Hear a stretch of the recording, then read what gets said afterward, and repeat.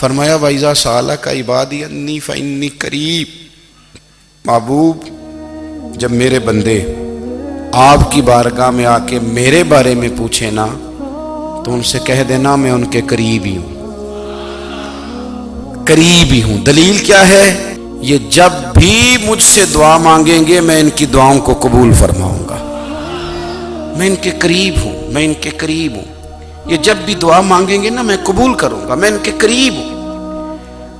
اللہ تبارک و تعالیٰ کے بندے اللہ سے محبت کرتے، رب کی بارگاہ میں جھکتے، اس کو اپنے دکھ سناتے، اس کے پیارے محبوب صلی اللہ تعالیٰ علیہ وسلم کا وسیلہ لے کے اس کے حضور حاضر ہو جاتے، پیشانیاں سجدوں سے روشن ہوتی۔ ہم نا ہر چیز کے لیے وقت نکالتے ہیں، ہر چیز کے لیے، لیکن عبادت کے لیے وقت نہیں نکالتے۔ ہر شے آباد ہے، ہر شے، ہماری فیس بک بھی آباد ہے، واٹس ایپ بھی آباد ہے، ہمارے ٹویٹر بھی آباد ہیں، ہماری ہر چیز آباد ہے۔ سب سے کم آباد ہمارا مصلی رہ گیا ہے، سب سے کم۔ وہ لوگ اب ڈھونڈنے سے ملتے ہیں جن کی بغل میں مصلی ہوتا تھا۔ میرے بھائی آپ کتنا کو دنیا کے پیچھے بھاگو گے تھکا دے گی، کتنا دولت کے پیچھے بھاگو گے تھکا دے گی۔ آپ جب اپنی زندگی میں جمع تفریق کرو گے نا تو مرتے وقت احساس ہوگا کہ سارا کچھ تو لوگوں کے لیے کیا، اپنے لیے تو کر ہی کچھ نہیں سکے۔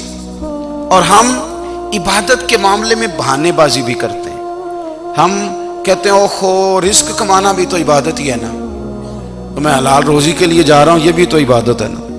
میری طرح کے لوگ کہہ دیتے ہیں کہ میں سویرے اٹھ کے مدرسے میں کچھ اسباق دیکھتا ہوں تو یہ بھی تو عبادت ہے، میں بیان کرنے کے لیے مطالعہ کرتا ہوں تو یہ بھی تو عبادت ہے نا، اتنے لمبے سفر کر کے ملک میں دنیا میں گھومتا ہوں تو یہ بھی تو میں عبادت ہی کر رہا ہوں۔ اب اسپیشل نفلوں کے لیے وقت کس طرح نکلے، اسپیشل کر کے تسبیح میں کیسے چلاؤں، میں سارا کچھ ہم بہانے بنا لیتے ہیں نا۔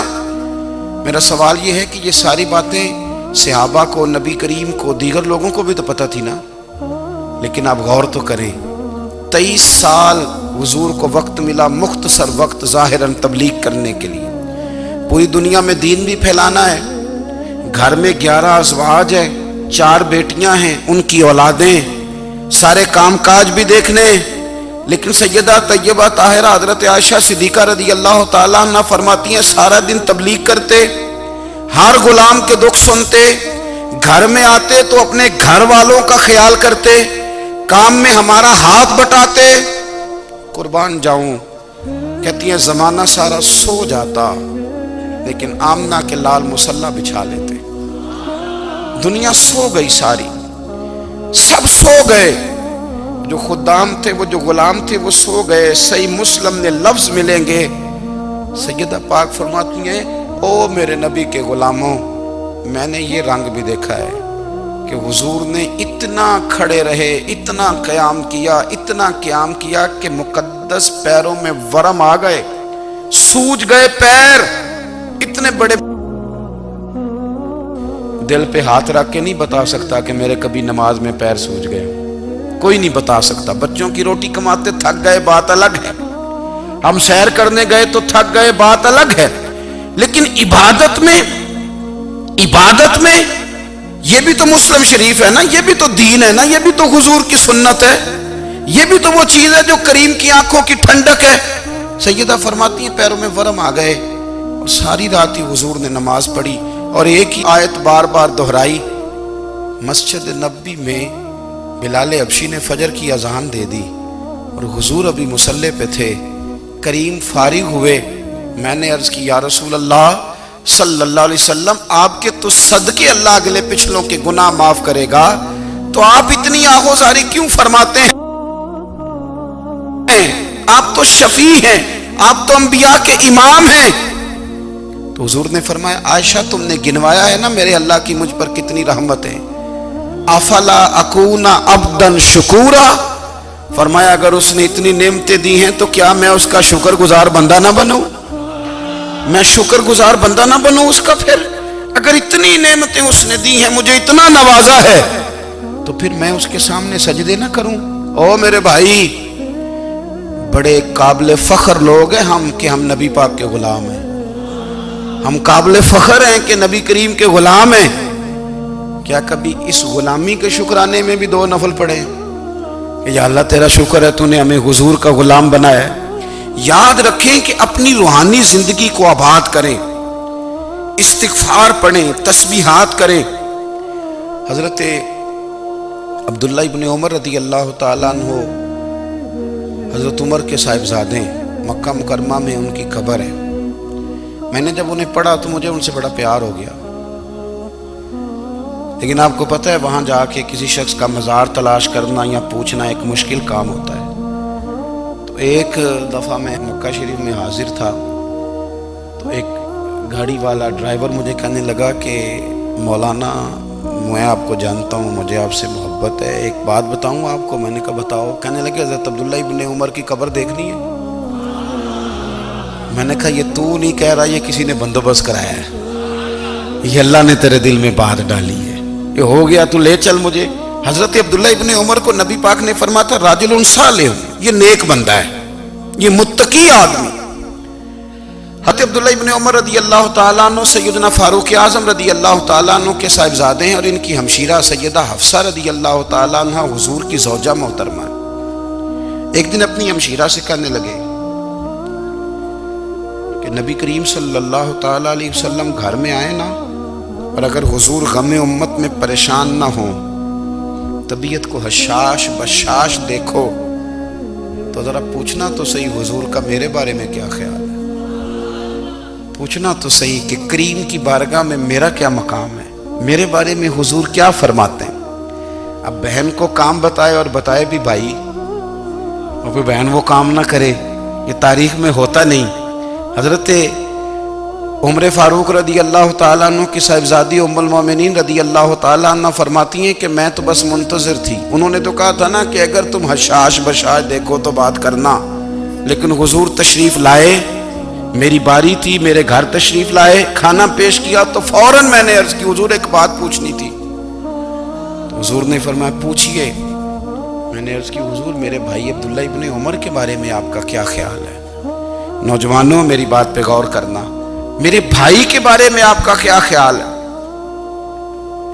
تو نبی کریم صلی اللہ تعالیٰ علیہ وآلہ وسلم نے میری طرف دیکھا اور پھر حضور زیر لب تھوڑا مسکرائے، اور بریلی کے امام کہتے ہیں کہ حضور مسکرا دیتے تھے نا تو جو بڑا دکھی ہوتا تھا وہ بھی ہنس پڑتا تھا۔ اب سوال پیدا ہوتا تھا کہ پھر تو اس مسکراہٹ کے لیے انتظار کرنا پڑتا ہوگا کئی مہینے کہ حضور مسکرائیں تو رونے والے ہنسیں، تو اعلیٰ حضرت فرماتے نہیں، انتظار نہیں کرنا پڑتا، یہ مسکراتے رہنا تو حضور کی عادت ہے۔ جس کی تسکین سے روتے ہوئے ہنس پڑے اس تبسم کی عادت پہ لاکھوں سلام۔ یعنی یہ تو عادت ہے حضور کی مسکراتے رہنا، اس کے لیے انتظار نہیں کرنا پڑتا۔ بھائیو آپ خیال رکھیں گے، غور کریں گے، حضرت عبداللہ ابن عمر رضی اللہ تعالیٰ عنہ کے بارے میں پوچھا تو سیدہ فرماتی ہیں کہ نبی کریم صلی اللہ تعالیٰ علیہ وسلم نے زیر لب مسکرائے اور فرمایا حفصہ تیرا بھائی ہے تو اچھا، لیکن میں نے سنا ہے کہ عشاء کی نماز پڑھتا ہے تو فجر تک سویا ہی رہتا ہے۔ او نوجوانوں، 10 بجے تک سونے کی بات نہیں ہوئی، 9 بجے تک سونے کی بات نہیں ہوئی، 11 بجے اٹھنے کی بات نہیں۔ حضور فرمانے لگے میں نے سنا ہے کہ عشاء کی نماز پڑھ کے سو جاتا ہے اور فجر تک سویا ہی رہتا ہے، اسے چاہیے کہ تہجد کے وقت اٹھا کرے، اللہ کی بارگاہ میں حاضر ہوا کرے، آہوزاری کرے، سجدے کرے، عبادت کرے، اٹھتا ہے اور فجر میں جا کے اٹھتا ہے۔ حضرت جناب حفصہ رضی اللہ تعالیٰ عنہ کہتی ہے میں نے جناب عبداللہ ابن عمر کو پیغام دیا اور میں نے کہا میرے جوان بھائی سن۔ نبی پاک نے فرمایا ہے تو اچھا پر تہجد میں نہیں اٹھتا، نفل نہیں پڑھتا۔ او میری ملت کے جوانوں، مزہ نہیں آ جاتا جب ساری دنیا سوئی ہو، ساری دنیا، اور بستر بھی گرم ہو اور نیند بھی پورا غلبہ کر رہی ہو، اور اچانک گھنٹی بجے دماغ میں، آنکھ کھلے، گھڑی پہ نظر پڑے، 3:30 4 بجے کا پیغام گھڑی بتائے، اور کوئی چڑھتی جوانی والا اٹھ کے وضو کرے، اور جب وہ مصلی کھول کے بچھائے تو مدینے والے محبوب کہتے ہیں کہ ہر نماز پہ رب ثواب دیتا ہے، اور جو اٹھ کے تہجد کی نماز پڑھے اسے دیکھ کے تو رب مسکراتا ہے، جو اس کی شان کے لائق ہے، جو اس کی شان کے لائق، وہ مسکراتا ہے، خوش ہوتا ہے کہ میرا بندہ تہجد میں اٹھ گیا، وہ مسکراتا ہے۔ کاش ہماری صبحیں کبھی اپنے مالک کے نام ہو جائیں، کاش کہ صبح حضرت ابو الحسن رحمت اللہ تعالیٰ علیہ حضرت معاذ ابن جبل رضی اللہ تعالیٰ عنہ کے پاس بیٹھا کرتے تھے، فرماتے ہیں ان سے جو پیار بڑھا تو پھر میرا مصلی سے بھی بڑھ گیا۔ تابعی ہیں، فرماتے ہیں صحابی رسول سے محبت ہوئی تو ذکر سے بھی ہو گئی، پھر درود شریف سے بھی ہو گئی، محبت ان سے بڑھی تو پھر اللہ نے مسجد کا پیار بھی بڑھا دیا۔ آپ فرماتے ہیں کہ میری ہر وقت بھی یہ چاہتی تھی کہ بس اللہ اللہ کروں، بس اللہ اللہ کروں، بس نہ میں ذرا تھوڑی جان چھڑاؤں لوگوں سے، کوئی 10 منٹ ملے تو میں کچھ 4 نفل پڑھ لوں، میں تھوڑا سا نہ بچوں لوگوں سے، اور مجھے تسبیح ملے تو میں نہ کچھ 400-500 دفعہ استغفار پڑھوں، سبحان اللہ، الحمدللہ، اللہ اکبر، لا حول ولا قوت الا باللہ، میں نہ تسبیحات پڑھوں۔ فرماتے ہیں کہ بچے تھے گھر میں 6-7، غربت تھی، کام ملتا کوئی نہیں تھا، اور میں کام چور نہیں تھا، کام ڈھونڈتا تھا، پر اللہ کی قدرت کے کام نہیں ملتا تھا۔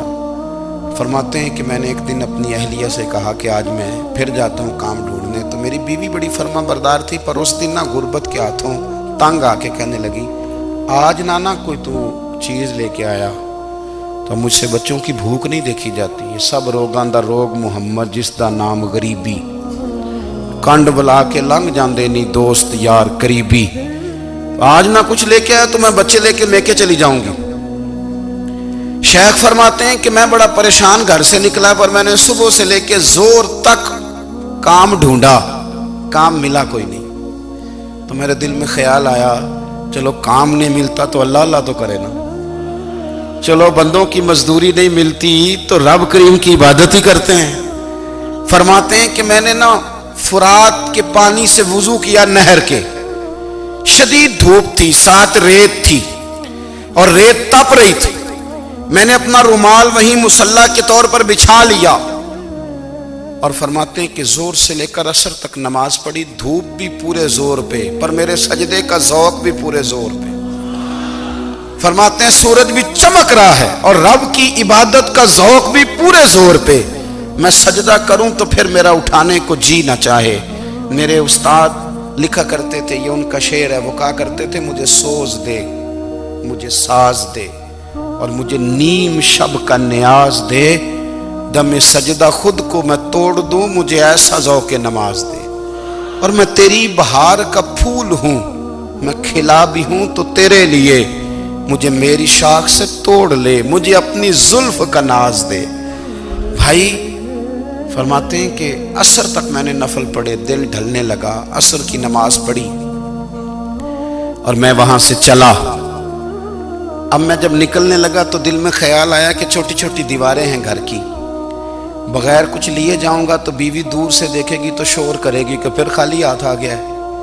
کہتے میں نے اپنے اسی رومال میں جس پہ میں نے نماز پڑھی تھی نا، رومال میں کی آخی دے پنجابی جسافہ، کہتے ہیں اسی میں نا میں نے کچھ ریت بھر لی کہ وہ دور سے دیکھے گی تو سمجھے گی کچھ لے کے آیا ہے، چلو جا کے اسے بتا دوں گا کہ آج پھر مزدوری نہیں ملی۔ کہتے ہیں وہ ریت لے کر جب میں گھر میں گیا تو پہلے بیوی دروازے پہ کھڑی ہوتی تھی، پوچھتی تھی خالی ہاتھ آ گئے ہو؟ آج میں نے دیکھا تو ہے ہی کوئی نہیں۔ فرماتے ہیں میں اندر داخل ہوا، سلام لیے، کونے میں میں نے وہ رومال رکھ دیا اور میں نے آواز دی کہ بھلی مانس کہاں ہو؟ تو وہ کہنے لگی آپ منہ ہاتھ دھو لیں، میں روٹی لے کے آئی۔ میں نے کہا روٹی کہاں سے آ گئی؟ یہاں تو کئی دنوں کے فاقے، تو کئی دنوں کی غربت ہے، یہاں تو اس گھر میں تو فقیری ہے۔ فرماتے ہیں کہ وہ روٹی لے کے آئی اور اس وقت کی جو موجودہ نعمتیں تھیں، سمجھ لیں سلاد، اچار، ہر چیز ساتھ لائی۔ میں نے کہا کہ بچے کہاں گئے؟ کہنے لگی وہ کھانا کھا کے کھیلنے گئے، آپ کھانا کھا لیں آ جاتے۔ کھانا اس نے چن دیا۔ میں نے حیرت انگیز لہجے میں ساری نعمتیں اپنے دسترخوان پہ دیکھ کر کے بیوی سے پوچھا یہ کہاں سے آیا کھانا؟ بچوں کو تو نے کہاں سے کھانا کھلایا؟ یہ سارا کچھ کیسا ہے؟ کہنے لگی پتہ نہیں آج آپ کس کریم کی مزدوری کرنے چلے گئے تھے۔ پتہ نہیں کس کریم کی میرے گھر میں تو اتنی نعمتیں آئی ہیں کہ مجھ سے سنبھالی نہیں جا رہی، اتنا اناج ہے، اتنا گندم ہے، کس کریم کے دروازے آج چلے گئے تھے؟ یہ کہتے کہتے وہ اٹھی اور اٹھ کر کے کہنے لگی پہلے بڑا کچھ آیا تھا، اب کیا لے آئے ہو؟ اور جا کر کے نا اس نے وہ ریت والا رومال کھولا، کہنے لگے میں تو لے کے آیا تھا ریت، تو میرے رب نے اسے بھی سونے اور ہیرے بنا دیا تھا۔ جب آپ کی توجہ اللہ کی جانب، میرے نبی پاک صلی اللہ تعالی علیہ وسلم نے فرمایا ہر چیز اپنے رب سے مانگ، ہر چیز مانگ، ہر چیز مانگ۔ یا رسول اللہ کیا کچھ؟ میرے محبوب نے فرمایا تیرے گھر میں نمک بھی ختم ہو جائے تو وہ بھی اپنے رب سے مانگا کر، تو مانگنا وہ تجھے دے گا، تو اس کی بارگاہ میں کشکول طلب دراز تو کرنا۔ اور ترمذی شریف میں عجیب لفظ ہے، رسول کائنات نے فرمایا، رب کریم فرماتا ہے جب میرا بندہ ہاتھ اٹھاتا ہے نا تو مجھے حیا آتی ہے کہ میں خالی کیسے لوٹا دوں اس کے۔ اتنے بڑے بادشاہ کی بارگاہ میں دعا کی بڑی طاقت ہے۔ میرے نبی پاک نے فرمایا دعا مومن کا ہتھیار ہے، دعا مومن کا، دعا مومن کا۔ حضور نے فرمایا تقدیر کو سوائے دعا کے کوئی چیز نہیں بدل سکتی۔ دعا مومن کا ہتھیار ہے، یہ کافر کے پاس کوئی نہیں، یہ ہتھیار ہے مومن کا۔ اللہ کرے آپ کو سمجھ آئے، پھر سنیں، کئی بار کہہ چکا ہوں یہ ہتھیار ہے۔ کافر کے مقابلے میں جو تیرے پاس سب سے بڑا ہتھیار ہے وہ دعا ہے۔ دعائیں کرانی چھوڑ دی، کرنی چھوڑ دی، لینی چھوڑ دی۔ حضرت سیدنا انس بن مالک رضی اللہ تعالیٰ عنہ فرمایا کرتے تھے میں نے وہ رنگ دیکھا ہے جب حضور دعا مانگتے تھے اور حضور کی مقدس آنکھوں میں آنسو بھی ساتھ ہی بہا کرتے تھے، میں نے وہ انداز دیکھا ہے۔ بھائی اپنا مصلی کا، عبادت کا، وظائف کا، اللہ اللہ کا سلسلہ اس کو مضبوط کریں، اپنی دعاؤں کے تعلق کو مضبوط کریں۔ دعائیں بڑے انقلاب برپا کر دیتی ہیں۔ ہم تھوڑے تھوڑے نا جب سے خشک ہوئے ہیں نا، خشک، اور میری تو جماعت ہی صوفیاء کی جماعت تھی، ہم تو داتا علی اجمیری کی جماعت سے، ہم تو خواجہ اجمیری کی جماعت سے، ہم تو شیخ احمد فاروق سرہندی کی جماعت سے، ہم تو صوفیاء کی جماعت۔ ہماری جماعت نے بھی وہ تعلق جو ہمارے بزرگوں نے بنایا تھا۔ بزرگ اللہ کے قریب کیسے جاتا ہے؟ تو ہمارے یہاں نا بہت سارے لوگ کہتے ہیں جی نظر ہو گئی تو کام ہو گیا۔ بھائی جو بخاری مسلم میں طریقہ ہے نا اللہ کا قرب پانے کا وہ تو نفل ہے۔ نبی کریم علیہ السلام نے فرمایا بندہ نفلوں کے ذریعے رب کے قریب جاتا ہے، اور اتنا قریب جاتا ہے کہ پھر اللہ اس کی زبان بن جاتا ہے، اللہ اس کی آنکھیں بن جاتا ہے، کان بن جاتا ہے، ہاتھ اور پیر بن جاتا ہے۔ تو یہ تو عبادت ہے، یہ تو اللہ کی بارگاہ کی حاضری ہے جو آپ کو اللہ کے قریب کرے گی۔ تو اپنے نماز کو اہمیت دے کے ادا کریں، نمازیں موبائل بند کر کے ادا کریں۔ لیکن نا کچھ لوگ کہتے ہیں مجھے ٹائم نہیں ملتا نماز کا، تو میں کہتا ہوں یہ آپ نے بڑی جرت کی بات کی ہے۔ مجھے کو میرا پیر بھائی کہہ دینا میرے پاس ٹائم نہیں آپ کو ملنے کا، تو میں کہتا ہوں آج کے بعد آنا ہی نہ۔ تو کیا سمجھتا ہے، تو بہت بڑا آدمی ہے، تیرے پاس ٹائم نہیں اور ہمیں ملنے کا ٹائم، موج کر۔ تو آپ نے اللہ رسول کو کہہ دیا ٹائم نہیں۔ اور عجیب فلسفہ ہے نا، کہا جائے نماز پڑھنے آؤ تو کہتے ہیں کپڑے ٹھیک نہیں، اور کہا جائے کہ آؤ ذرا دعوت پہ چلیں تو کہتے ہیں ایک منٹ ٹھہر میں کپڑے بدل کے آیا۔ نماز کے لیے کہا تو کہتے ہیں ٹھیک نہیں، دعوت کے لیے کہا تو کہتے ہیں میں ذرا تیاری کر لوں، یوں جانا مناسب نہیں۔ یہ معاملہ ٹھیک نہیں۔ رب تو فرماتا ہے کہ جب تو مسجد میں آ تو زینت اختیار کر کے آ، خوب ذوق سے دعا مانگے، خوب شوق سے نماز پڑھیں، خوب استغفار کا مزاج بنائیں۔ آپ لوگوں کے بیچ رہ کے سکھ حاصل کرنا چاہتے ہیں، لیکن آپ کو پتہ ہے کئی مہینے غار حرا میں رہنا بھی مدینے والے محبوب کا طریقہ ہے۔ ہر سال اعتکاف بیٹھنا الگ سے، یہ بھی حضور کا طریقہ ہے۔ مسجد نبی کے اندر دروازہ کھلتا تھا نبی کریم کا، پر گھر کے اندر نفل پڑھے نبی پاک، اور حضور فرماتے ہیں کچھ نفل نماز گھر میں بھی پڑھا کرو، گھر کو قبرستان نہ بناؤ۔ ہمارا گھر اللہ کے ذکر سے آباد ہوگا۔ اگر ہم نماز پڑھیں گے نا، میں جب سنت پڑھنے کے لیے گھر میں کھڑا ہوتا ہوں تو میرا جو 2.5-3 سال کا بیٹا ہے نا، وہ بھی میرے ساتھ نماز پڑھنی شروع کر دے۔ اسے پتہ کوئی نہیں نماز کیا ہوتی ہے، لیکن وہ بھی نا سجدہ نہ بھی کرنا ہے تو ساتھ لیٹ ضرور جاتا ہے۔ پتہ چلا بچے لیکچر دینے سے نماز نہیں پڑھتے، نماز شروع کر دیں تو بچے بھی شروع کر دیتے ہیں۔ ہم جب پریشان ہوتے ہیں تو لیکچر دیتے ہیں، تو لیکچر تو باہر شاید چل جائے، گھر میں کیسے چلے گا؟ گھر میں تو عمل چلے گا۔ تو میرے عزیز، آج کے اس روحانی اجتماع میں ہمارے دوستوں نے جو محنت کی، ہم نے بار بار اپنی نیت سے پوچھا، خدا ہمیں معاف کرے اگر کوئی ذاتی شہرت ہے، کوئی ہمارے ذاتی مفادات ہیں، رب ہمیں ہدایت دے۔